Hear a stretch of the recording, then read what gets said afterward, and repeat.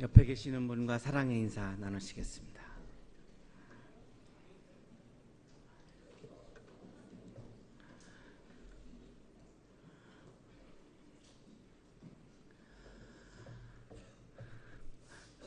칼 포퍼라고 하는 분은 1902년에 오스트리아 빈에서 태어났습니다. 우리 음악하는 분들이 꼭 가보고 싶은 마을 중에 하나죠. 빈이라고 하는 곳. 1938년에 히틀러가 이 오스트리아를 침공을 합니다. 이 칼 포퍼가 굉장히 분노를 합니다. 그때 마음을 먹은 것이 이 전체주의 정치 체제에 대한 비판서를 내가 쓰겠다라고 이제 마음을 먹고 쓰기 시작을 해서 40년대에 이제 완성을 하게 되죠. 그 책이 열린 사회와 그 적들이라고 하는 책입니다. 포퍼는 이 책에서 사회를 두 사회로 구분하고 있습니다. 하나는 닫힌 사회이고 하나는 열린 사회입니다. 닫힌 사회는 굉장히 강력하게 통제를 하는 아주 집단주의 체제인 사회가 닫힌 사회이고, 열린 사회는 자유롭게 우리가 사고도 하고 자유롭게 토론도 하고 또한 자유롭게 각 개인이 결정도 하고 하는 그런 사회가 열린 사회이죠.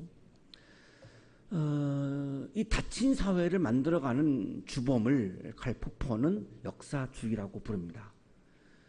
이 역사주의가 가장 오래된 역사주의의 형태가 선민사상이라고 부르죠. 역사주의 그러면 우리가 굉장히 와닿지 않는데 선민사상 그러면 그 개념이 우리한테 분명히 와닿습니다. 왜냐하면 유대인들이 가지고 있던 것이 선민사상이었기 때문에 우리가 쉽게 이해할 수 있을 것 같은데, 부족주의죠. 이 선민사상이라고 하는 것은 그냥 부족주의입니다. 집단주의입니다.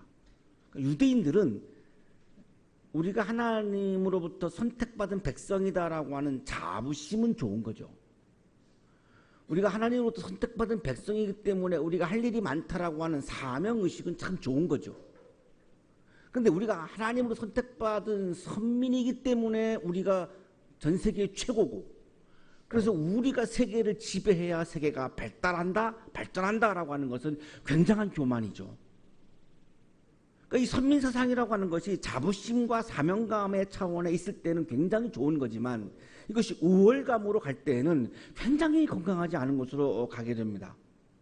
히틀러도 게르만 민족이 가장 우월하기 때문에 게르만 민족이 세계를 지배해야 된다라고 하는 논리로 일으킨 것이 세계전쟁이에요. 일본이 우리나라를 쳐들어온 것도 일본이 우월하기 때문에 우리가 한국을 다스려 줘야 한국은 발달한다라고 한 것이 바로 일본 사람들의 우월감이죠. 이것이 다 지금 포퍼가 얘기하는 선민사상, 역사주의입니다. 아주 그냥 집단 이기주의, 부족 이기주의에 불과한 거를 거창한 말로 바꾼 것이 바로 선민사상, 우월감이라고 할 수 있는 건데, 이것이 현대에 와서는 파시즘으로 이제 발전하고, 그리고 급기야는 이것이 이제 막스의 역사 철학으로 이렇게 전개되어 가죠. 그 맨 처음 뿌리는 선민사상이고 유대인들로부터 시작된 것입니다. 그래서 포퍼는 이 역사주의, 이 닫힌 사회를 만들어간 주범을 히틀러, 막스 뭐 이런 사람들을 꼽는데, 쭉 정리한 거 보면 플라톤, 헤겔, 막스 이렇게 대표적으로 그렇게 정리를 하고, 이들에 의해서 결국은 전체주의라고 하는 것이 우리 세계 역사에 등장하게 되었다라고 그렇게 분석을 합니다.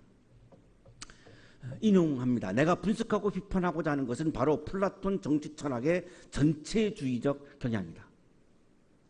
마술적 사회나 부족사회 혹은 집단적 사회는 닫힌 사회라 부르며 개개인이 개인적인 결단을 내릴 수 있는 사회는 열린 사회라 부르고자 한다.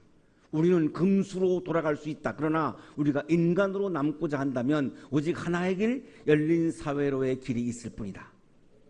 닫힌 사회로 가면 갈수록 우리는 전체주의 아래에서 짐승과 같은 삶을 각오해야 할 것이고, 열린 사회로 갈 때만이 인간다운 삶을 살아갈 수 있다라고 그렇게 주장을 하죠.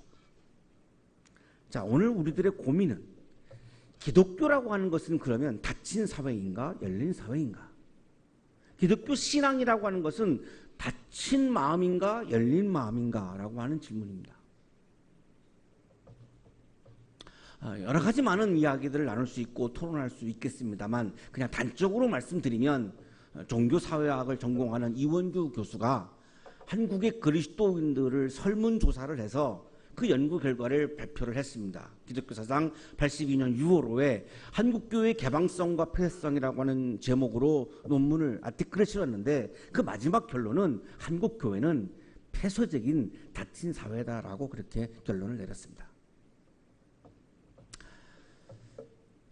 자, 우리가 난 크리스천들에 대해서 우리가 폐쇄적인 마음을 갖고 우리가 우월감을 갖는다면 결국은 한국 기독교는 쇠퇴의 길을 걸을 수밖에 없다라고 하는 결론에 이르게 되죠. 이거를 바꿔서 우리가 말씀을 나눈다면 현재 한국 교회가 쇠퇴의 길을 걷고 있다면 그것은 무엇을 증명하는가? 한국 교회가 한국의 그리스도인들이 폐쇄적인 마음, 닫힌 마음을 가지고 있다라고 하는 증거이기도 한 것이죠.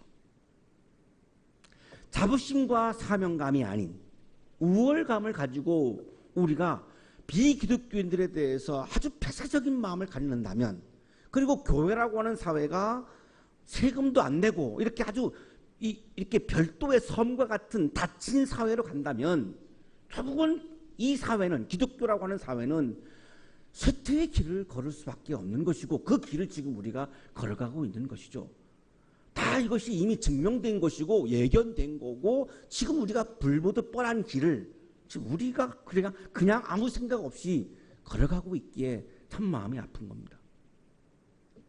우리 채플에 모여서 예배를 드리고 있는 우리 그리스도인들, 이곳에 있는 우리 그리스도인들은 폐쇄적인 마음, 닫힌 마음을 가지고 살아가고 있는 그리스도인인가, 열린 마음을 가지고 있는 그리스도인인가 라고 하는 질문을 함께 해보자는 거죠. 그 중에서 가장 예수 그리스도의 말씀 앞에서 우리는 내 마음이 닫혀 있는가 열려 있는가 라고 하는 질문입니다. 왜냐하면 내 사고방식, 내 철학과 예수 그리스도의 말씀의 가치가 일치할 때는 문제가 없는데 내 이데올로기와 예수의 말씀이 엇갈릴 때에 나는 거기서 과감하게 내 이데올로기를 접고 예수의 말씀 앞에서 개방적으로 열려진 마음으로 그 말씀을 내 마음속에 받아들이고 있는가라고 하는 질문입니다. 청년 예수는 오늘 우리들에게 이 질문에 대한 답을 분명하게, 명확하게, 명쾌하게 주십니다. 예수님께서 바닷가에서 가르치기 시작하셨습니다. 이 바닷가는 갈릴리 바닷가죠. 시몬, 안드레, 야고보, 요한과 함께 만나서 처음으로 하나님 나라의 꿈을 함께 품었던 그 꿈의 바닷가이죠. 그리고 바닷가를 다니면서 아픈 사람들을 고쳐주고 더러운 영에 힘들어하고 있는 사람들을 찾아가서 그 악령을 내쫓았던 정말 사랑이 넘치는 그런 사랑의 바닷가가 갈릴리 바닷가이죠. 많은 사람들이 모여들었습니다. 여기 많은 무리들은 헬라어로 오클로스입니다. 정통 유대인들은 라오스라고 부르고 이 오클로스는 정통 유대인에서 속하지 못하는 아주 약자들이죠. 약한 사람들을 말합니다. 이 많은 약한 사람들이 지금 예수님께 찾아왔어요. 왜 찾아왔을까요? 예수님이 말씀하시는 하나님 나라에서는 우리가 더 이상 약자가 아니기 때문이죠. 우리도 정당한 하나님의 백성이요, 정당한 하나님의 형상이요, 정당한 인간으로 살아갈 수 있기 때문에 많은 약자들이 지금 하나님의 나라를 이야기하는, 하나님의 나라를 꿈꾸는 예수 앞에 몰려드는 거죠. 예수님께서 배에 오르셨고 무리는 육지에 있는 거죠.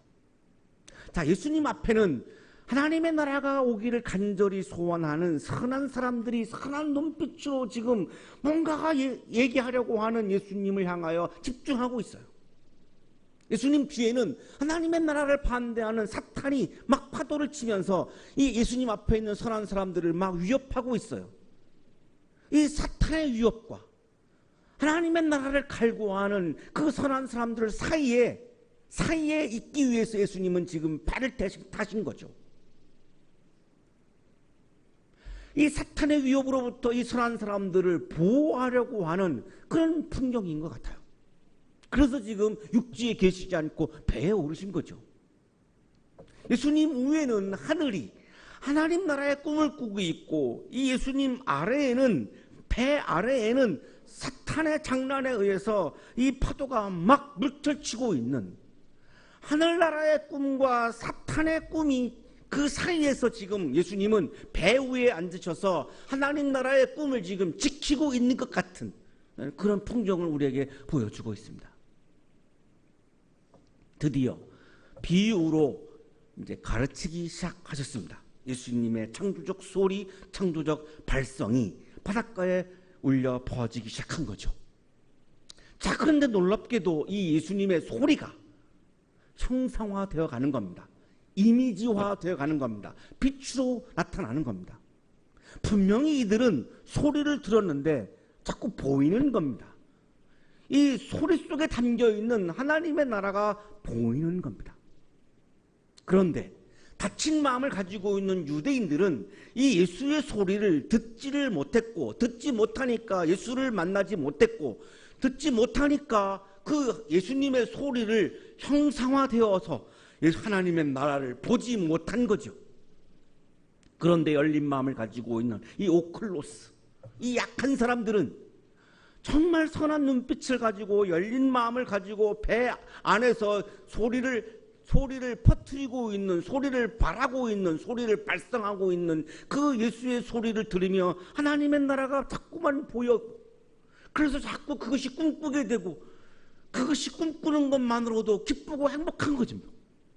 이게 열린 마음을 가지고 있는 오클로스와 닫힌 마음을 가지고 있는 유대인들과의 지금 엄청난 차이를 나타내 보여주고 있죠. 잘 들어라. 예수님의 창조적 소리는 이렇게 시작하죠. 잘 들어라. 들으라는 거죠. 듣지 않고는 나를 만날 수 없기 때문이죠.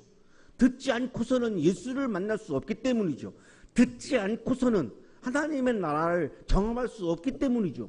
듣지 않고서는 구원을 경험할 수 없고, 듣지 않고서는 영생을 경험할 수 없기 때문에 예수님의 창조적 소리의 첫 소리는 잘 들어라, 이렇게 시작합니다. 유대인들은 안 들었습니다. 거부한 거죠. 예수의 소리를 거부한 거죠. 한국교회가 어려워지고 있다고 하는 것은 지금 우리가 예배당 안에는 오지만 과연 우리가 예배의 자리에서 예수의 소리를 정말 듣고 있는가라고 하는 질문을 해야 하는 거죠. 듣는다면 이렇게 될 수가 없지요. 듣지 않는다라고 하는 것은 내 마음이 닫혀 있는 거죠. 왜 닫혀 있을까요? 내 세계를 고집하고 싶은 거죠. 내 이데올로기를 지키고 싶은 거죠.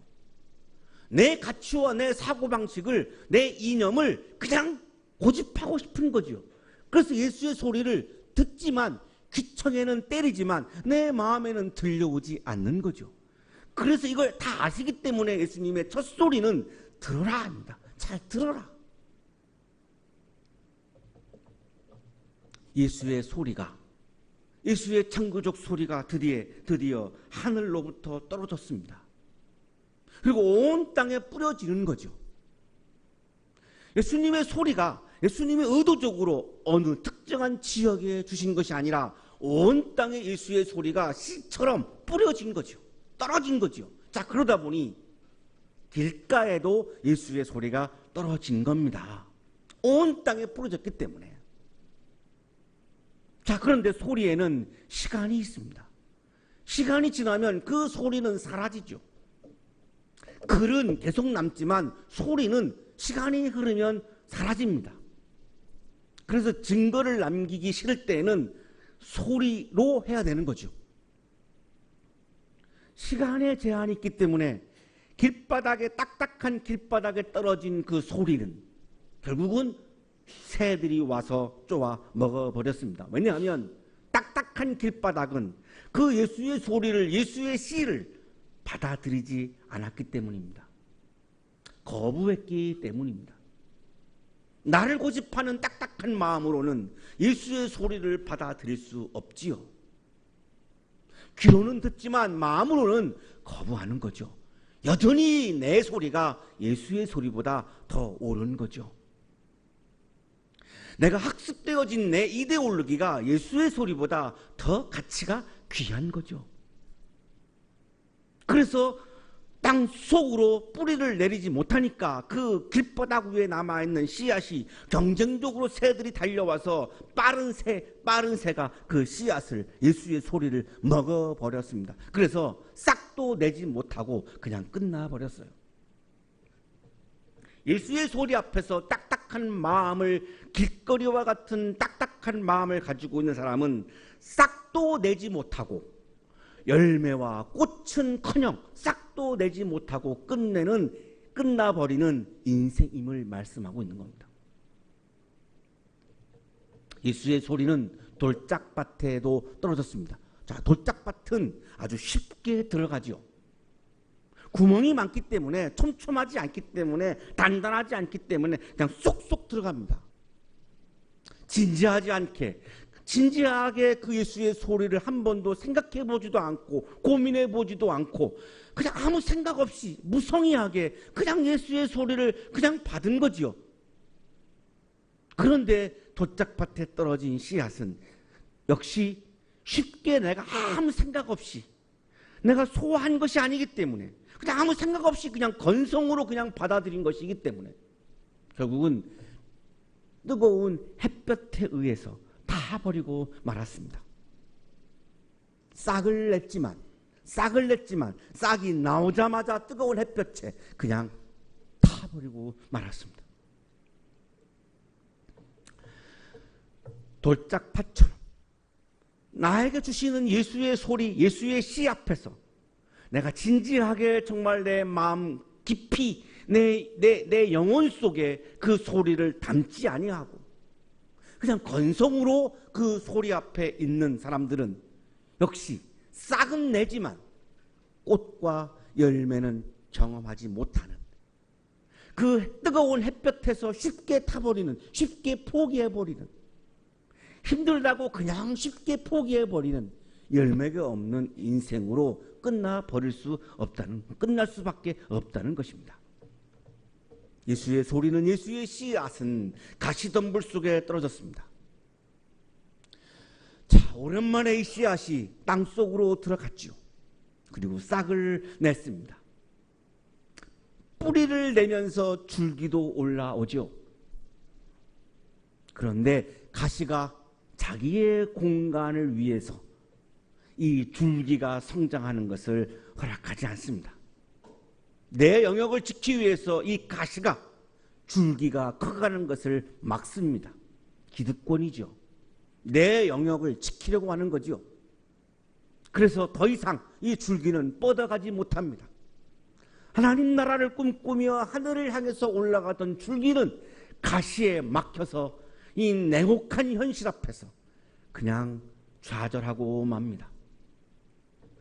자기만의 방을 지키려고 하는 속 좁은 마음을 가지고 살아가는 사람들은 역시 열매가 없는 인생으로 끝날 수밖에 없다는 것입니다.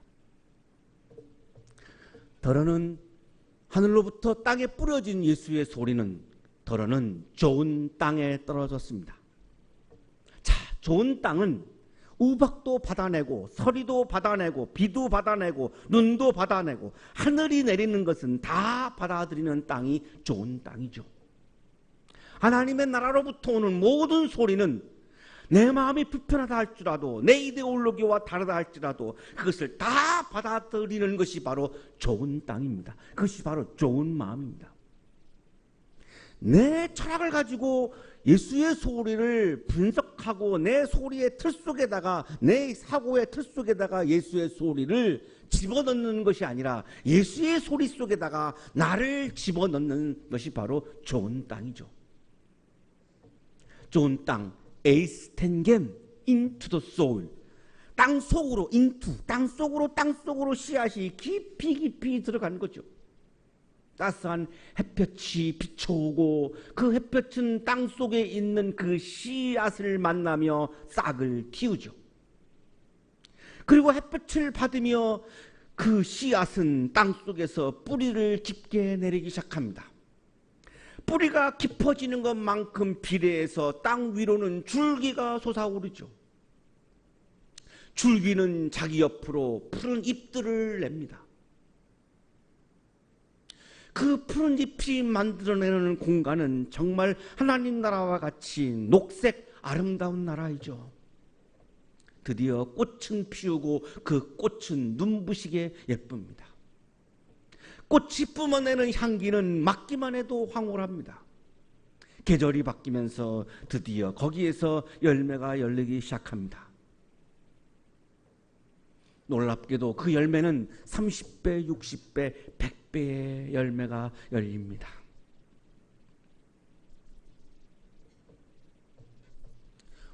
예수의 소리 앞에서 우리의 마음이 이렇게 좋은 땅처럼 내 생각과 다르든 일치하지 않든 내 이데올로기와 같든 같지 않든 예수의 소리, 모든 소리를 다 내 속에 진심으로 내 영혼이 깊이 받아들이는 이런 좋은 땅과 같은 마음을 지닌 사람에게서는 이렇게 싹이 나고 줄기가 나고 꽃이 피고 열매가 열리고 30배, 60배, 100배의 열매가 열려서 하나님 나라의 풍성한 열매가 가득한 삶을 살아간다라고 하는 것이 청년 예수의 바닷가에서 가르치신 가르침이었습니다.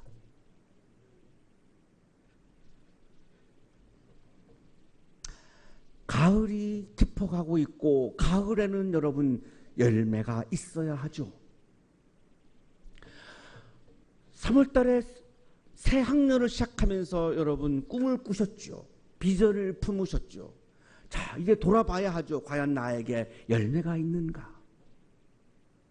열매가 없이 이 한 해가 지나간다면 이 한 해는 우리에게 정말 무의미한 2015년이 되고 말죠. 여러분에게 열매가 있어야죠. 그것도 30배, 60배, 100배의 열매가 있어야죠. 그것이 기쁨이고 그것이 하나님의 나라이죠. 우리 성악가 친구들이 체육대회 가서 운동으로는 1등을 못했고 장기자랑으로는 1등 했다고 들었는데 그 열매를 받았을 때 기뻤죠. 그것조차도 못 받았으면 정말 슬픈 체육대회가 되고 말았을 터인데 장기자랑이라도 열매가 있었으니 기뻤습니다. 여러분 개인적으로도 이 한 해에 열매가 있어야죠. 열매가 없으면 한 해 동안 내가 기울인 모든 노력들, 에너지들이 얼마나 아깝습니까? 그 열매가 있는 비밀을 청년 예수님은 지금 말씀하고 있는 거지요. 누구에게 열매가 있는가?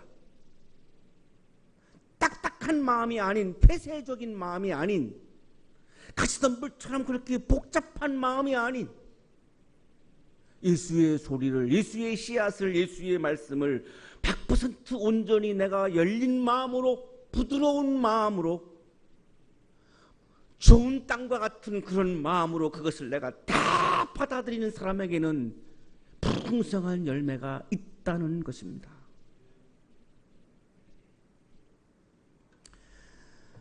아멘이 안 나와서 계속 반복하고 있는데 안타깝습니다. 여러분 지금 아멘 안 하시면 열매 없는 한 해로 끝날 가능성이 참 많기 때문에 참 이 목사는 이럴 때 마음이 많이 아픕니다. 우리 강 교수님이 계속 사인을 보내시고 있는데도 불구하고 여러분 열매가 많았으면 좋겠어요. 그래야 내년에 우리가 만나면 서로가 축하죠. 열매가 없으면요 너무 비참하잖아요. 그 열매는 좋은 땅에서 열리는 건 너무나 자명한 진리 아닙니까? 딱딱한 마음에서는 열매가 안 열리지 않습니까? 좀 열린 마음으로 나와 다른 사람들도 바라보고 나와 다른 생각들도 좀 받아들이고 나와 다른 사람들도 좀 인정해주고 그런 좀 열린 마음으로, 부드러운 마음으로 우리가 살아가야 하지 않겠습니까? 그게 진정한 그리스도인이죠.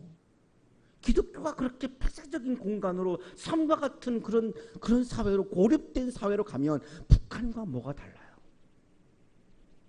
북한이 왜 어려워집니까? 폐쇄적인 사회지 않습니까? 기독교가 왜 어려워집니까? 기독교가 폐쇄적인 사회가 되어지면 어려워지는 건 당연한 거죠. 예수님 마지막 소리죠. 들을 귀가 있는 사람은 들어라. 제발 이 이야기를 좀 잘 들어봐라.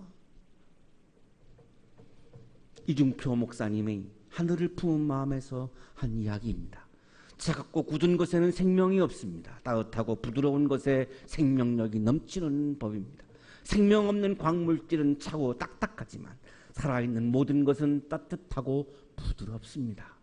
나무도 껍질이 두꺼워지고 딱딱해지면 죽어가는 고목이 됩니다.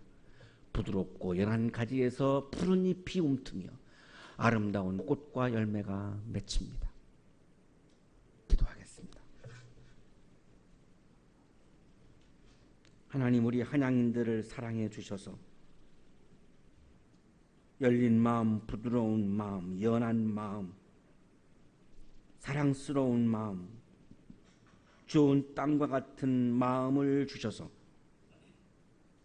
예쁜 꽃과 풍성한 열매가 열리는 삶을 살아갈 수 있도록 우리 모든 한양인들에게 복을 내려 주옵소서.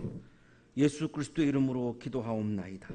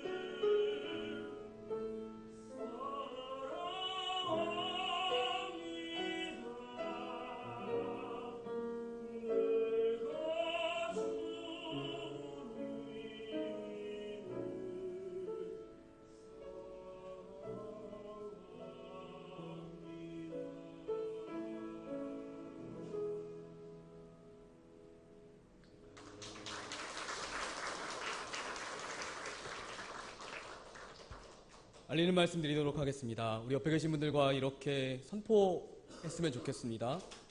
옆에 계신 분들께 선포해 주십시오. 늘 깨어 있으라.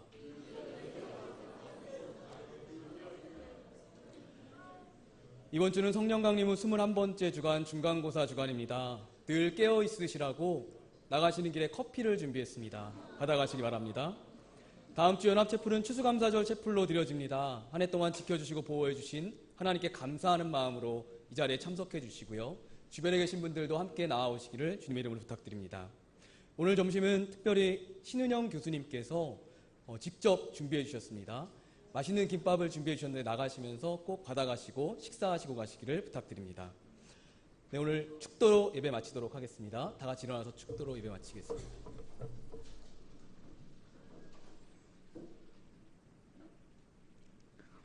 우리에게 좋은 씨앗을 선물로 허락해 주시고 30배, 60배, 100배의 열매를 맺을 수 있는 길을 우리에게 또한 안내해 주시는 주님의 사랑스러운 은혜에 감사하여 감사의 마음을 이 시간 찬양과 예물에 담아 드리오니 주님 기쁘게 받아주시고 정성을 다해 주님 앞에 찬양과 예물을 드리는 손길 위에 더 큰 풍성한 열매를 허락해 주옵소서. 이제는 우리에게 생명까지도 나누어 주시는 예수 그리스도의 은혜와 우리에게 씨앗을 주시는 하나님의 사랑하심과 우리에게 생명을 주시는 성령의 역사하심이